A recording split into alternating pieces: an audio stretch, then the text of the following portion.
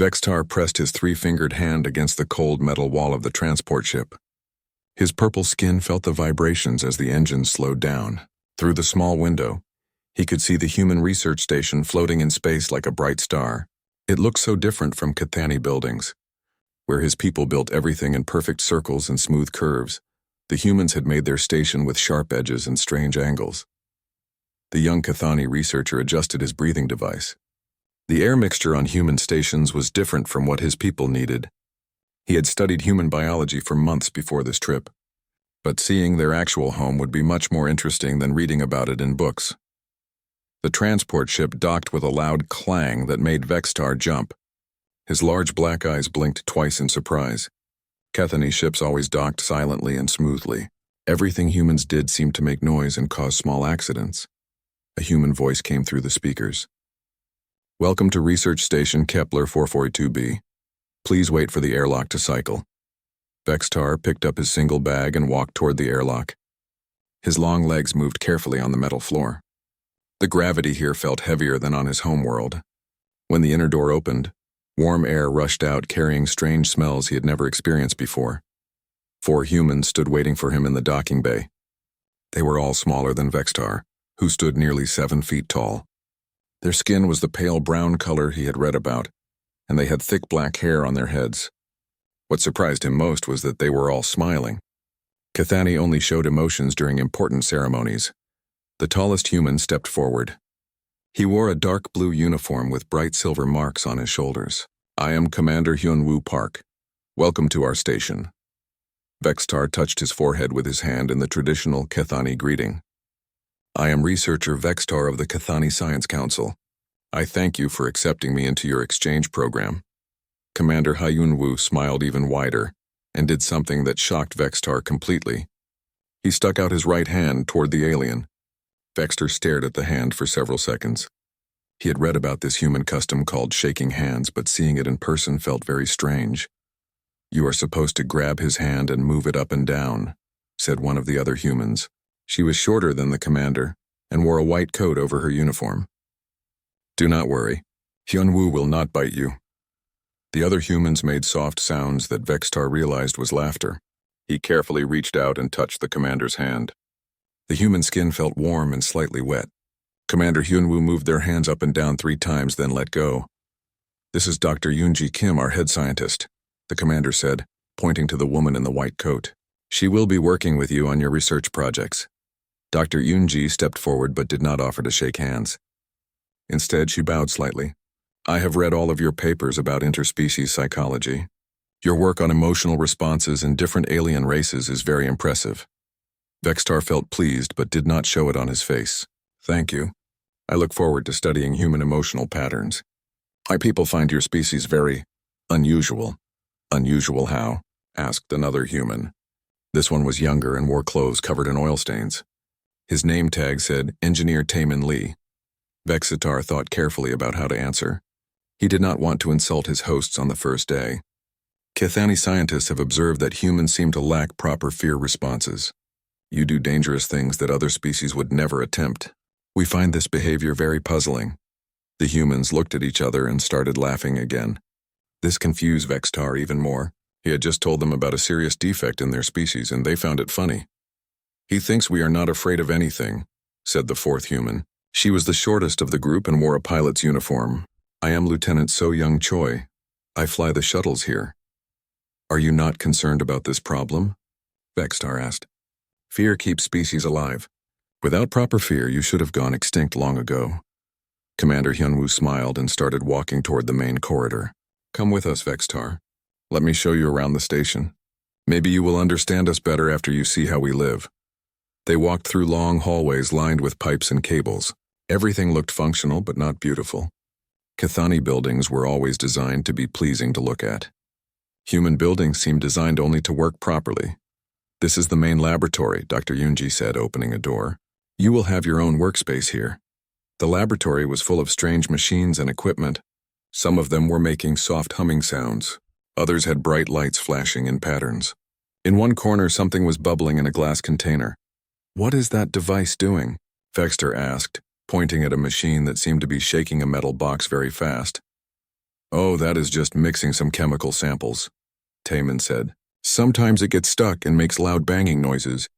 We just hit it with a wrench until it works again. Vextar stared at the engineer. You hit your scientific equipment with tools? Sure, works most of the time. If it does not work, So Young usually kicks it.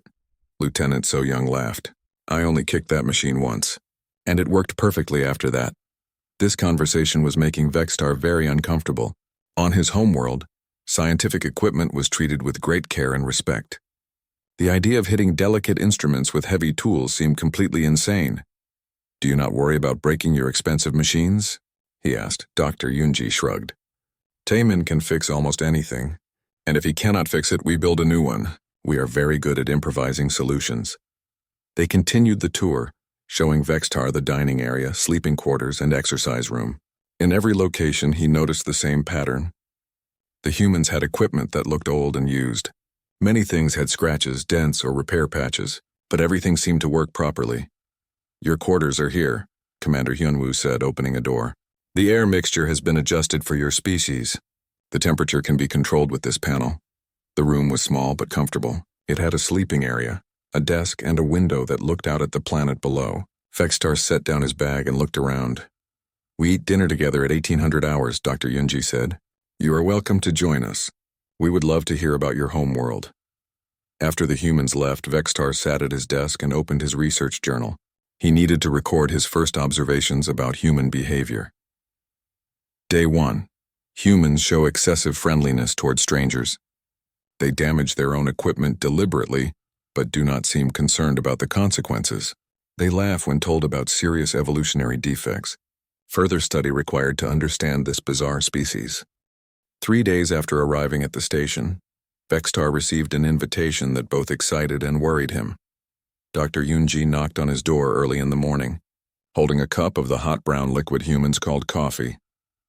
We are going down to the planet's surface today, she said with a bright smile. Would you like to come with us? It will be a good chance to see how we do field research. Vextar had been hoping for this opportunity.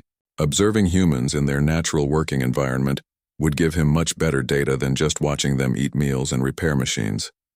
I would be very interested in joining your expedition, he replied, closing his research journal. 2 hours later, Vextar found himself sitting in the back of a human shuttle. The vehicle was much smaller than Cathani transport ships. Where his people built large, comfortable vessels with multiple backup systems, this shuttle felt cramped and noisy. Lieutenant So Young sat in the pilot seat, her hands moving quickly over the controls. She was humming a tune while she worked. Commander Hyunwoo sat next to her, reading through mission reports on a small screen. Engineer Tae-min was checking equipment in the cargo area, and Dr. Yunji sat across from Vextar, looking out the window at the planet below. The weather report shows some atmospheric disturbances in the landing zone, Commander Hyunwoo said, without looking up from his screen. We might hit some rough air on the way down. No problem, So Young replied cheerfully. This old shuttle has been through much worse storms than that. Vextar felt his stomach tighten with worry. Atmospheric disturbances were serious dangers. Any reasonable species would postpone the mission until conditions improved. But the humans seemed completely unconcerned about flying into a storm. Should we not wait for better weather? Vextar asked carefully.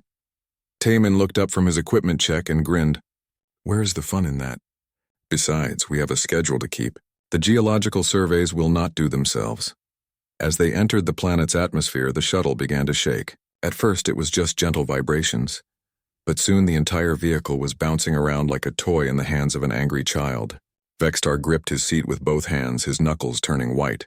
The Cathani had very sensitive inner ears. The motion was making him feel sick. He closed his eyes and tried to control his breathing. Around him, the humans continued talking as if nothing unusual was happening. Look at those cloud formations, Dr. Yunji said, pointing out the window. The electrical activity is incredible. We should get some amazing atmospheric readings today. A loud bang echoed through the shuttle. Alarms started beeping. Vextar opened his eyes and saw warning lights flashing on the control panel. What was that noise? He asked, his voice higher than usual. Probably just some electrical feedback from the storm, So Young said calmly. She reached over and pressed several buttons. The alarm stopped beeping. Sometimes the external sensors get a bit cranky in heavy weather. Another bang, louder this time. The shuttle dropped suddenly, making Vextar's stomach feel like it was floating. He looked around at the humans, expecting to see panic in their faces. Instead, he saw something that confused him completely. So Young was laughing. "Now this is what I call flying," she said, adjusting the controls with quick, confident movements. "Hold on, everyone. We are going to ride this storm like a wild horse." The shuttle pitched to the left, then rolled to the right. Through the windows, Vextar could see nothing but thick gray clouds and flashes of lightning. The whole aircraft groaned and creaked as it fought against the powerful winds. Commander Hyunwoo looked up from his reports and frowned at a new warning light. "Taemin, the starboard stabilizer is showing red." "I see it," Taemin replied, already moving toward a maintenance panel. The connection probably came loose in the turbulence. He opened the panel and reached inside with his bare hands. Sparks flew out, but he did not pull back. Instead, he pushed deeper into the electrical systems. "Taemin, be careful," Dr. Yoonji said, but her voice sounded more annoyed than worried. "Got it," Taemin announced. The warning light turned green. Just needed to tighten a few connections. These old shuttles are like elderly relatives. They complain a lot, but they keep working if you treat them right. Vextar stared at the engineer in complete shock. Taemin had just put his hands into live electrical systems while flying through a dangerous storm. Any Cathani engineer would have followed strict safety procedures that would take at least an hour to complete. "Was that repair procedure safe?" Vextar asked. Taemin wiped his hands on a cloth and smiled. "Probably not. But it worked, and we are still flying. Sometimes you have to take small risks to avoid bigger problems." The storm continued for another 20 minutes. During that time, Vextar watched the humans deal with 3 more system failures. 2 navigation errors and 1 moment when the shuttle completely lost power for 15 seconds. Each time something went wrong, the humans responded quickly and calmly. They did not follow any written procedures. Instead, they seemed to make up solutions as they went along. Dr. Yoonji helped Taemin fix a damaged sensor by holding tools in her mouth while he worked with both hands. Commander Hyunwoo took over some of So Young's piloting duties so she could restart a failed computer system. Most shocking of all, they seemed to be enjoying themselves. "This is definitely going in my mission report," Dr. Yoonji said as another lightning bolt flashed outside the window. "The electromagnetic readings we are getting from this storm are absolutely fascinating." "Just wait until we reach the surface," So Young added. "If the weather is this active up here, the ground-level phenomena should be spectacular." Finally, they broke through the bottom of the storm clouds. Below them, Vextar could see the planet's surface. It was covered with strange rock formations and deep valleys. In the distance, several volcanoes were releasing steam into the air. "There is our landing site," Commander Hyunwoo said, pointing to a flat area between 2 rocky hills. So Young brought the shuttle down with a series of quick maneuvers that made Vextar's stomach flip again. She landed the aircraft with a firm thump that rattled every piece of equipment inside. "Perfect landing," Taemin announced. "All systems green, all passengers still breathing." As they prepared to leave the shuttle, Vextar opened his research journal and made a new entry. Day 4. Humans appear to have no understanding of proper risk assessment. They fly into dangerous storms while laughing. They repair critical systems without following safety procedures. They seem to enjoy putting themselves in deadly situations. This behavior should have killed their entire species millions of years ago. How are they still alive? But even as he wrote these words, Vextar had to admit something else. Despite all the problems and dangers, the humans had successfully completed their mission. They had flown through a terrible storm, fixed multiple system failures, and landed safely on an alien planet. Maybe their crazy methods actually worked better than the careful Cathani way of doing things. This thought worried him more than the storm had. The planet's surface was even stranger than Vextar had expected. The ground beneath his feet felt warm, and he could hear odd rumbling sounds coming from deep underground. The air smelled like metal and burning rock. His breathing device worked harder to filter the unusual atmosphere. Dr. Yoonji led the team toward a cluster of ancient stone structures about half a mile from their landing site. The buildings looked very old, with carved symbols that none of them could read. They rose from the ground like giant fingers reaching toward the sky. "These ruins are at least 10,000 years old," Dr. Yoonji explained as they walked. The previous survey team only had time to take pictures from orbit. We will be the first people to explore them up close. Vextar carried a heavy scanning device on his back. The machine would help them study the ruins without damaging anything. Commander Hyunwoo walked beside him, checking his handheld computer every few minutes. The seismic sensors are showing some unusual activity, the commander said. There have been small earthquakes all morning. Nothing dangerous, but we should keep an eye on the readings. Engineer Tae-min was walking ahead of the group, taking pictures of everything with a small camera.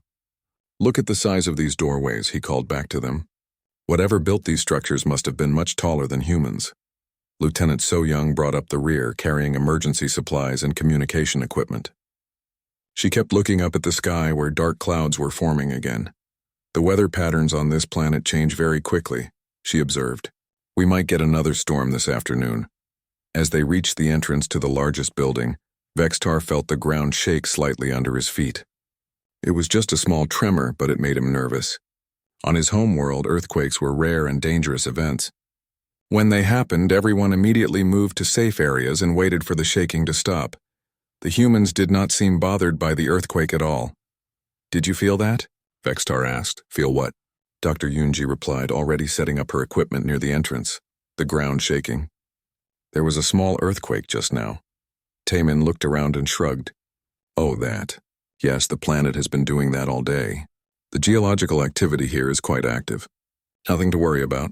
Vextar stared at the engineer. Nothing to worry about. These humans truly had no sense of danger. They entered the ancient building through a tall archway covered with strange carvings. Inside, the air was cooler and smelled like old stone. Their flashlights revealed a large room with a high ceiling. The walls were covered with more symbols and pictures. This is incredible, Dr. Yoonji whispered, her voice full of excitement. These writings could tell us about an entire lost civilization. She immediately began setting up more equipment to scan the walls. Commander Hyunwoo started taking detailed photographs, while Taemin measured the dimensions of the room. So-young stayed near the entrance, monitoring their communication link with the shuttle. Vextar activated his scanning device and began recording everything. The ancient symbols were beautiful and complex. Whoever had built this place had been very skilled artists and engineers. Then the ground shook again, much harder this time. Dust fell from the ceiling. Some small stones dropped from the walls and clattered on the floor. The earthquake lasted for nearly 15 seconds, making the entire building groan and creak. Vextar grabbed onto a nearby wall for support. His heart was beating fast and his breathing device was working overtime.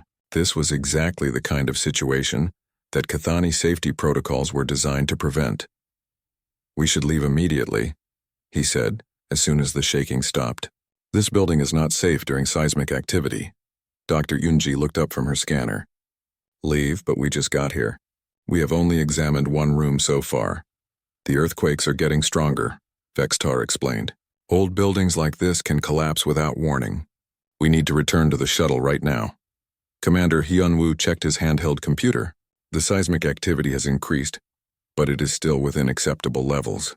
We have time to finish our initial survey. Acceptable levels. Vextar could not believe what he was hearing. There was no such thing as acceptable earthquake levels when you were standing inside a 10,000-year-old building. But the humans continued, working as if nothing had happened. Dr. Yoonji went back to scanning the wall symbols. Taemin started exploring a narrow passage that led deeper into the building. So-young moved her equipment to get better signal reception. Another earthquake hit 5 minutes later. This one was even stronger than the last. The building shook violently and larger pieces of stone began falling from the ceiling. One chunk of rock crashed down right where Taemin had been standing moments before. That was close, Taemin said with a laugh. Good thing I moved when I did. He was laughing. A piece of stone weighing 50 pounds had nearly crushed his head and he thought it was funny. Vextar activated his emergency beacon. I am calling for immediate evacuation. This situation is too dangerous to continue.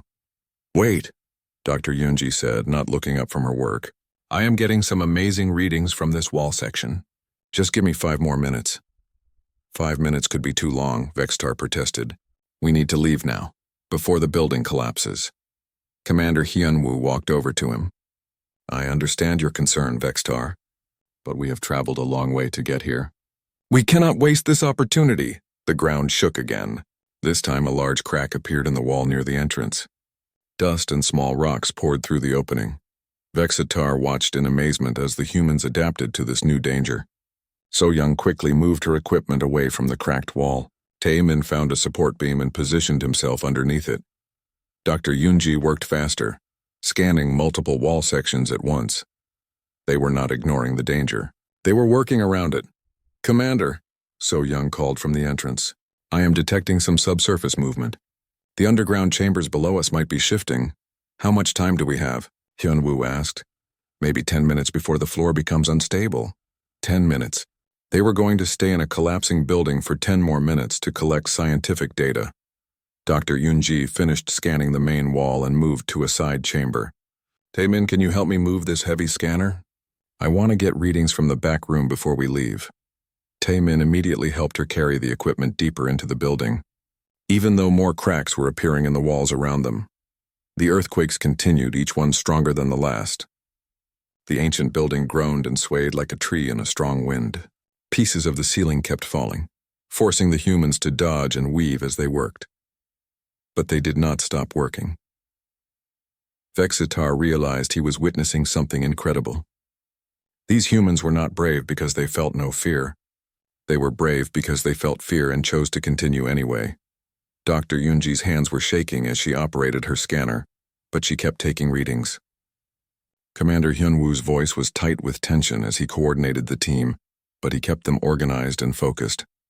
Taemin was sweating heavily as he helped move equipment, but he never hesitated to enter dangerous areas.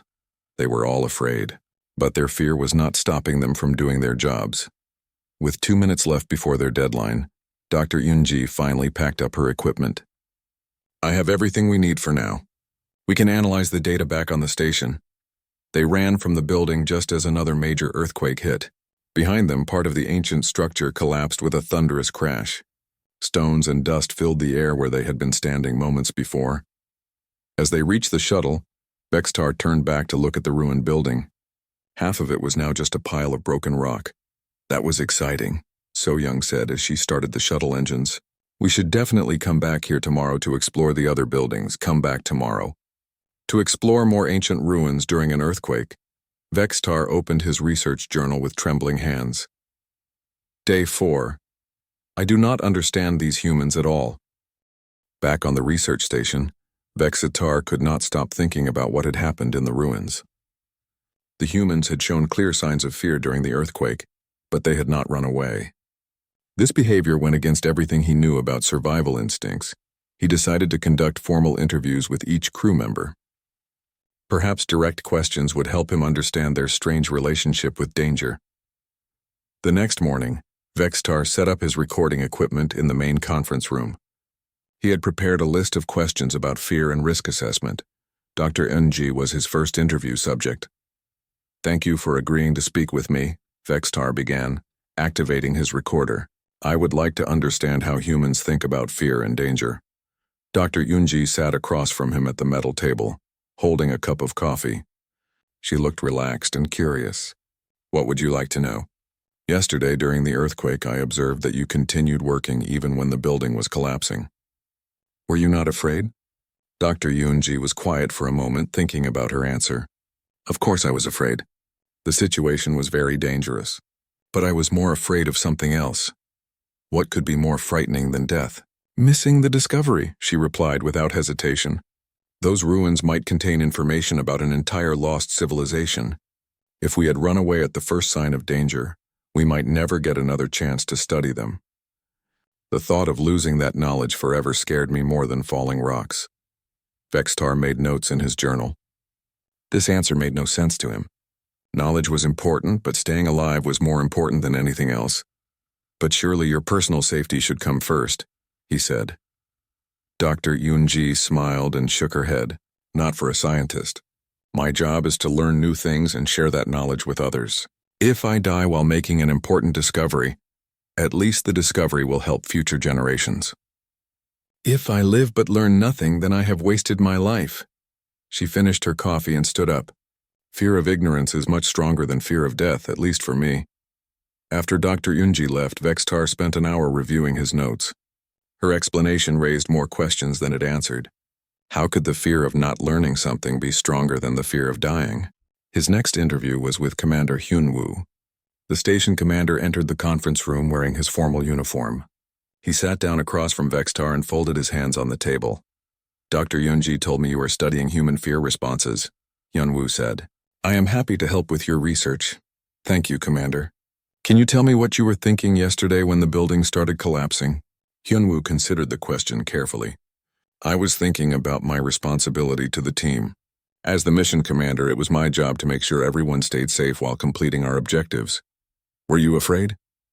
"Yes, but not of the earthquakes or the falling rocks. I was afraid of making the wrong decision. If I had ordered the team to leave too early, we would have missed important scientific data. If I had waited too long, someone might have been injured or killed." The commander leaned forward slightly. "The fear that keeps me awake at night is not physical danger. It is the fear of failure. The fear that my decisions might harm the people who trust me to lead them." Vextar wrote down these words, but they confused him even more. "Do you not fear pain or death?" "Of course I do. But those fears are simple and personal. The fear of failing my team is much more complex and much more powerful. If I make a mistake, other people suffer because of my choices." After Commander Hyunwoo left, Vextar realized he needed to completely change his approach to this research. These humans did feel fear, but they feared different things than Kathany did. Engineer Tae-min was his third interview.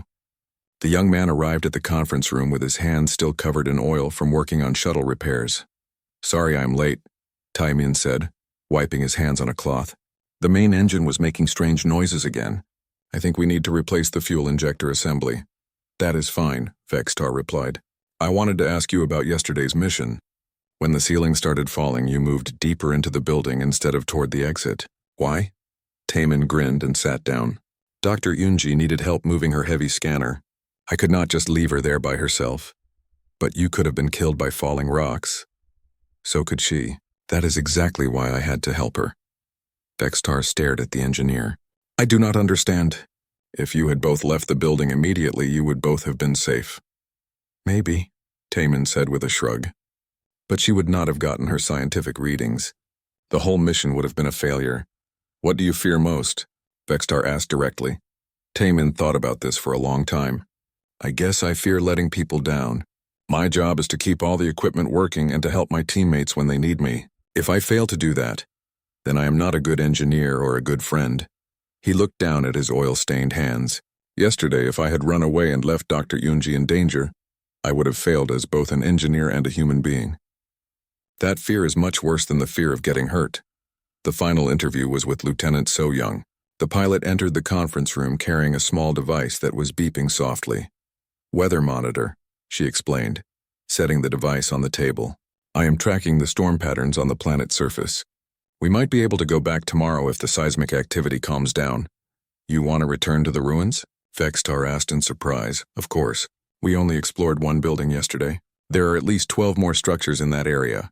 Think of all the things we might discover." Vextar activated his recorder. "Lieutenant, can you describe what you were feeling during yesterday's earthquake?" So-young leaned back in her chair and smiled. It was terrifying and exciting at the same time. The building was shaking apart around us, but we were making incredible discoveries. I have never experienced anything like it. Most people would focus on the terror and ignore the excitement. Most people do not get to explore alien ruins during natural disasters, So-young pointed out. It was definitely dangerous, but it was also the most interesting thing I have ever done. "What do you fear?" Vextar asked. So-young picked up her weather monitor and watched the blinking lights for a moment. "I fear having a boring life. I fear waking up every day and doing the same safe, predictable things over and over again." She looked directly at Vextar. "Yesterday was dangerous, yes. But it was also meaningful. We learned things that no one had ever learned before. We pushed ourselves to our limits and discovered we could do more than we thought possible."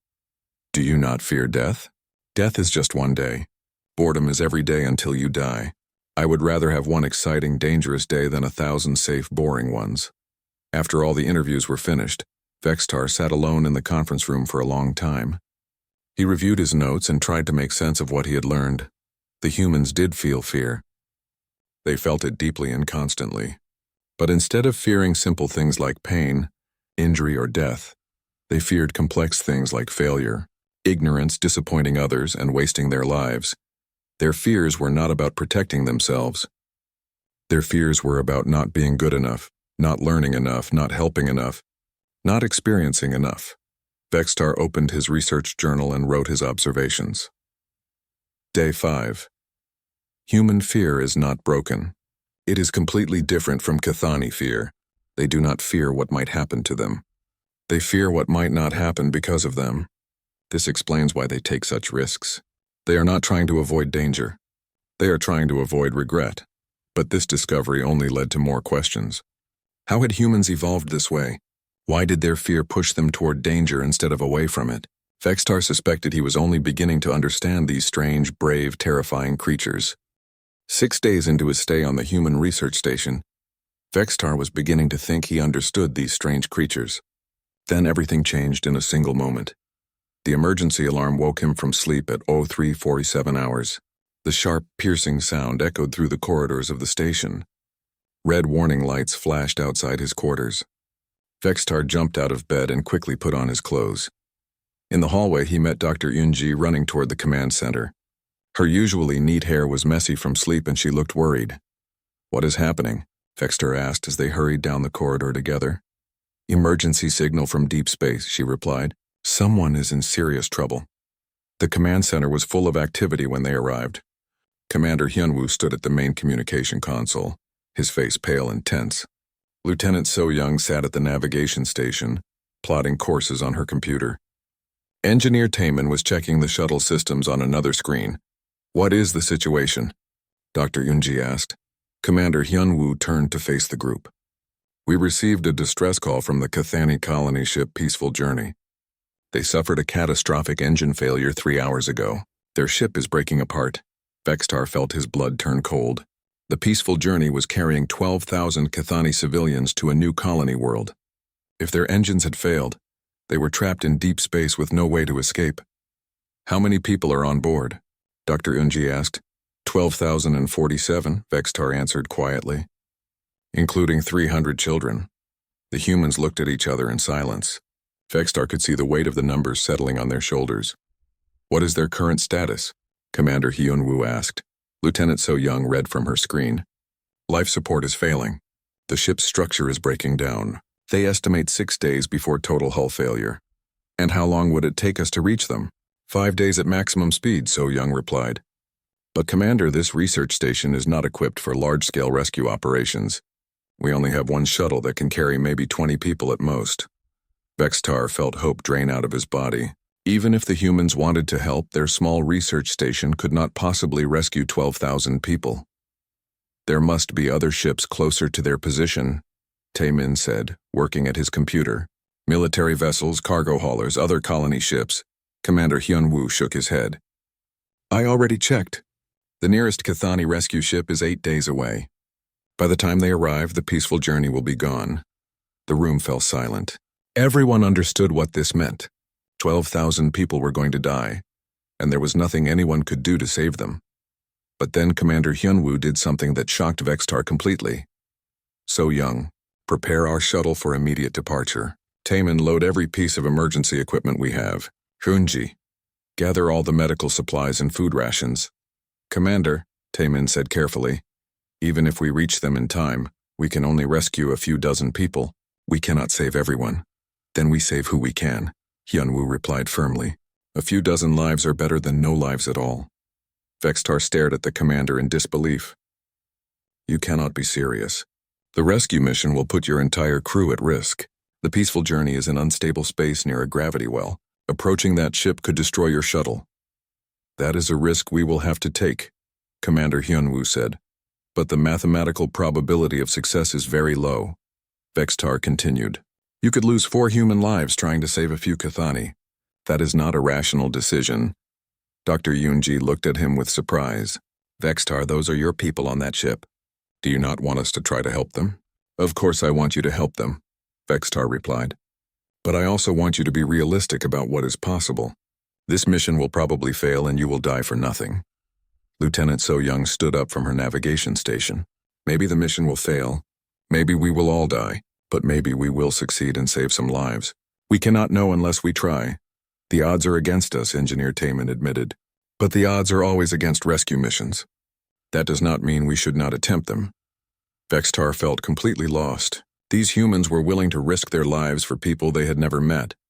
From a species that was not even their own. It made no logical sense. Why would you do this, he asked. Why would you put yourselves in danger for strangers?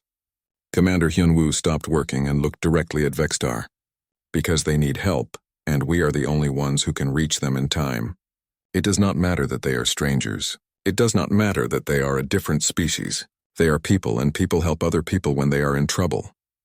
Even if it means dying, especially if it means dying, Dr. Yunji said quietly. What good is a life if you are not willing to risk it to help others? The next 4 hours were a blur of activity. The humans worked with incredible speed and efficiency to prepare for the rescue mission. They loaded their shuttle with every piece of useful equipment on the station.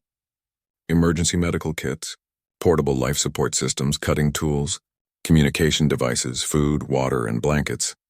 Vextar watched them work, and for the first time since arriving at the station, he began to notice things he had missed before, small details that revealed the truth about human fear.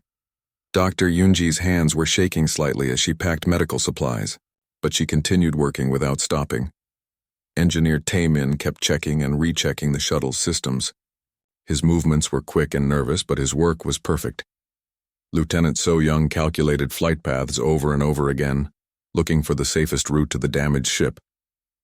Her voice was steady, but Vextar could see tension in her shoulders. Commander Hyunwoo coordinated everything with calm efficiency, but there were dark circles under his eyes, and his jaw was tight with stress. They were all afraid, deeply, terribly afraid, but their fear was not stopping them. Instead, it seemed to be making them work harder and more carefully. 2 hours before departure, Vextar found himself alone with Commander Hyunwoo in the shuttle bay. The commander was doing a final inspection of their emergency equipment. You are scared, Vextar observed. I can see it in your face and your body language. Commander Hyunwoo paused in his work and nodded. Yes, I am scared. This mission has a very low chance of success. We could all die trying to help people we will probably not be able to save. Then why are you doing it? The commander sat down on a storage container and looked at Vextar. Because fear is information, not instruction. Fear tells me that this mission is dangerous. It does not tell me that I should not attempt it. I do not understand the difference. Fear is your mind's way of making sure you understand the risks. Once you understand the risks, you can decide whether those risks are worth taking. In this case, the risk to 4 human lives is worth taking if there is any chance of saving Cathani lives. Commander Hyunwoo stood up and continued his equipment check. Fear keeps you alive by making you careful. It does not keep you alive by making you a coward. As the shuttle prepared for departure, Vextar made a decision that surprised even himself. He approached Commander Hyunwoo with a request. I want to come with you on the rescue mission. The commander looked at him with concern. Vextar, this mission is extremely dangerous. You do not have to risk your life for this. Yes, I do, Vextar replied. Those are my people on that ship. If you are brave enough to risk your lives for strangers, then I should be brave enough to risk my life for my own people. For the first time since the emergency began, Commander Hyunwoo smiled. Welcome to the rescue team, Vextar. As the shuttle launched from the station and began its 5-day journey toward the dying colony ship, Vextar opened his research journal. Day 7. I think I am beginning to understand human fear. They do not feel less fear than other species. They feel more fear, but they use that fear differently. Fear makes them more careful, not more cowardly. Fear makes them work harder, not give up. Fear makes them help others, not just themselves. But most importantly, human fear does not control human behavior. Humans control their fear. I am about to learn if I can do the same. The 5-day journey to the Cathani colony ship was the longest 5 days of Vextar's life. Every hour that passed meant more people dying on the peaceful journey. The shuttle's small crew worked in shifts, monitoring systems and calculating rescue plans. Vextar had never spent so much time in such a small space with humans. He began to see details of their behavior that he had missed before. Details that changed everything he thought he knew about human fear. On the 2nd day of the journey, he noticed Dr. Yunji's hands. She was checking medical equipment when he saw that her fingers were trembling slightly. The shaking was so small that he almost missed it. But once he saw it, he could not ignore it. Are you feeling unwell? he asked her. Dr. Yunji looked down at her hands and made them into fists to stop the shaking. I'm fine. Just nervous about the rescue operation. Your hands are shaking. Yes, she admitted. They have been shaking since we left the station. Sometimes they shake so much that I have trouble holding things. Vextar was confused. But you seem so calm and confident, Dr. Yunji smiled sadly. Being scared does not mean you have to act scared. I learned that lesson during my first emergency surgery. My hands were shaking so badly that I could barely hold the medical instruments, but the patient needed help, so I found ways to work despite the shaking. She held up a small device that helped steady her hands during delicate procedures. Fear makes your body do things you do not want it to do, but you can find ways to work around those problems. On the third day, Vextar observed Commander Hyunwoo during his sleep period. The commander was supposed to be resting, but instead he was lying awake, staring at the ceiling. Dark circles under his eyes showed that he had not been sleeping well since the mission began. Commander, you need to rest, Vextar said quietly. Hyunwoo turned his head to look at the alien. I am trying to rest, but my mind will not stop thinking about all the things that could go wrong. What kinds of things? The commander sat up and rubbed his face with his hands. Equipment failures, navigation errors, structural problems with the colony ship, hostile reactions from panicked civilians. I have been running through disaster scenarios for 3 days straight. Does this help you prepare for problems? Sometimes, Hyunwoo replied. But mostly it just makes it harder to sleep. Fear has a way of taking over your thoughts when you have too much time to think. Vextar was beginning to understand that human fear was much more complex than he had realized. It was not just an emotion that happened during dangerous moments. It was a constant presence that affected everything they did. On the fourth day, he noticed Lieutenant So-young's breathing. She was piloting the shuttle through a particularly difficult section of space when he saw that she was taking slow, deep breaths. Her breathing pattern was very deliberate and controlled. Is there a problem with the life support system? Vextar asked. No, the air is fine, So-young replied without taking her eyes off the controls. I am doing breathing exercises to stay calm. You do not look upset. That is because the breathing exercises are working, she explained. When I get really scared, my heart beats too fast and my breathing becomes shallow.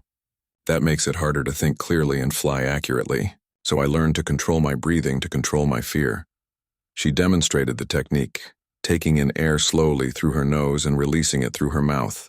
4 seconds in, hold for 4 seconds, 4 seconds out, hold for 4 seconds.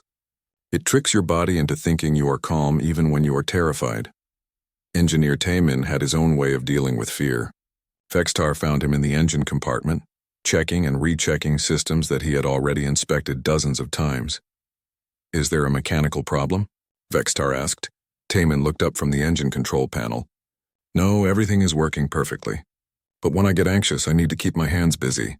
Working on engines helps me feel like I am doing something useful instead of just worrying. He gestured at the perfectly maintained equipment around them. I have probably over-maintained every system on this shuttle 3 times since we left the station. But it keeps my mind focused on solutions instead of problems. By the 5th day, Vextar realized he had been completely wrong about human fear. These creatures did not lack proper fear responses. They felt fear more intensely than any species he had ever studied. But they had developed dozens of techniques to manage that fear and continue functioning despite it. They used breathing exercises, hand-steadying devices, repetitive work, mental preparation, and countless other methods to cope with terror that would paralyze most other species. When they finally reached the coordinates of the disabled colony ship, Vextar got his first look at the disaster. The peaceful journey was enormous, over 2 miles long and half a mile wide. But the great ship was breaking apart. Huge pieces of metal and debris floated in space around the dying vessel. Emergency lights flashed along the hull, marking sections that had already been evacuated. Through the shuttle's telescope, Vextar could see that entire decks had been opened to space. How many people are still alive? Dr. Yunji asked quietly. Lieutenant So-young checked the scanner readings. I am detecting life signs from about 60% of the ship. Maybe 7,000 survivors. 7,000 people. Still far more than their small shuttle could possibly rescue. Commander Hyunwoo opened a communication channel to the colony ship. Peaceful journey. This is the human research vessel from Kepler Station. We are here to assist with evacuation. The reply came back immediately. Human ship, "This is Captain Mordak of the Peaceful Journey. We were not expecting rescue from your species. What are your capabilities?" "We have one shuttle that can carry 25 passengers per trip. We estimate we can make multiple runs before your ship suffers total structural failure." There was a long pause before Captain Mordak responded. "Human ship, even with multiple trips, you can only rescue a few hundred people. Thousands will still die. Then we rescue who we can," Commander Hyunwoo replied simply.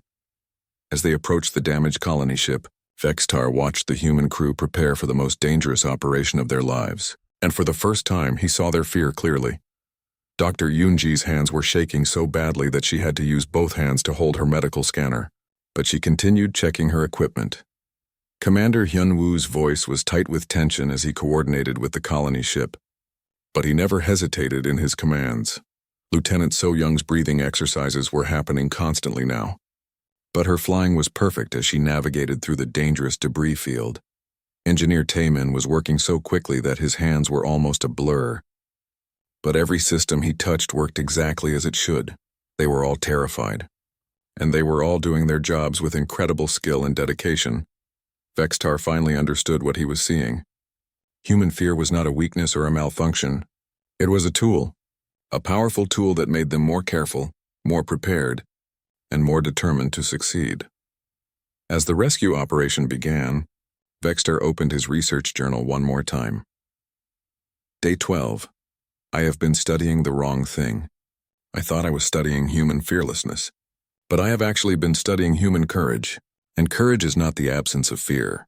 Courage is the mastery of fear. The rescue operation began immediately. Lieutenant So-young piloted their shuttle through the dangerous debris field, surrounding the Peaceful Journey, while Commander Hyunwoo coordinated with the colony ship's crew to identify the most critical evacuation zones. Vextar watched through the shuttle's windows as they approached the massive dying ship. Up close, the damage was even worse than he had imagined. Entire sections of the hull had been torn away, exposing the interior to the vacuum of space. Emergency force fields flickered weakly, trying to contain atmosphere in the remaining habitable areas. Docking Bay 7 is still intact. Captain Mordak's voice crackled over the communication system. We have gathered 25 survivors there, including 5 children. Acknowledged, Commander Hyunwoo replied. Beginning approach to Docking Bay 7. As So-young maneuvered the shuttle toward the damaged colony ship, Vextar noticed something that made his blood run cold. Her face was wet with tears. She was crying while she flew, but her hands on the controls were steady and sure. Despite the tears streaming down her cheeks, her piloting was perfect. She brought the shuttle into the damaged docking bay with incredible precision, avoiding twisted metal and floating debris.